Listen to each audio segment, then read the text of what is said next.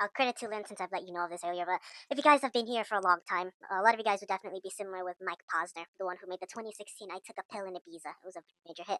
And when it was 2015 and 2016, my family and literally everybody listened to that song very, very often. And I'm sure we've all listened to it here and there, whether we've liked it or not. What I'm raising here is that it's been quite a long time. 2016 is is exactly a decade ago. And though we've all tried to revive some old trends before, such as like the fidget spinner one, which I might link down here. It goes to show that like we're all becoming unks and uncles, so it's time for us to pack soon and eventually grow up. But too much time has passed, is what I say. So what have we really done anyway? In these 10 years is another question deserving of its own video. To make a known rating of the songs though, so we'll jump straight into it. From the original I Took a Pill in the Ibiza to the Seed remix of that song, to the latest version of today, rate all of them historically, all of them a solid 9 out of 10. Although I think the latest I Went Back to Ibiza song could have used a little bit more upbeat in my opinion. It could have taken inspiration from the Seed remix to kind of level it a little bit up.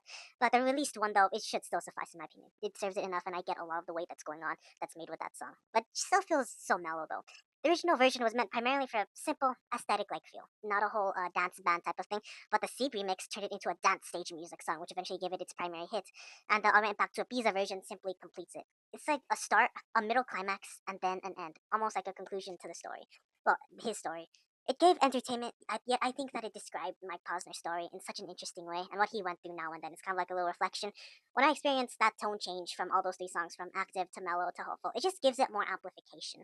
It feels more real than if it was completely like the C remix for like all three songs. But I'm glad to know that like Mike Posner is on better path today than what I've heard about him on the web about his journey. And obviously, for the last part of this, since I don't have time to make more stuff to talk about, typical boring yet important question I'd ask about any famous person is that I would ask Mike Posner is if he'd ever find this video, or if his fans do, or if anyone knows him that does. Is that what I'd ask is that what should I avoid in my 20s? Like they've been through the journey. We're barely like 14 years behind. How do I live? So, I mean, since I technically post YouTube videos on a local channel, like I do have editing skill, it could in theory make me famous. I mean, but I'm not sure about it, to be honest. And what should I avoid anyway? And I don't want to be empty and go through the same struggles one has went before. They may have used self-reflection the same way that I'm also been doing for like 5 months up to this point. Use it to overcome his struggles. But how can I use it to overcome my own is also another question, though I might DM all of these questions first, to be honest. I mean, after all, no one wants to be up singing on their stage. All I know are sad songs. And to leave it in theory, y'all, it's been 10 years since 2016. If you think of it like a linear graph from 2016 to 2026, that line is very long. But what I ask is that, what have we really done there? I mean, after all, we're going to be unks in 2036 and 2086, to be honest, and Mike Posner did a large journey then. He is still in a journey today.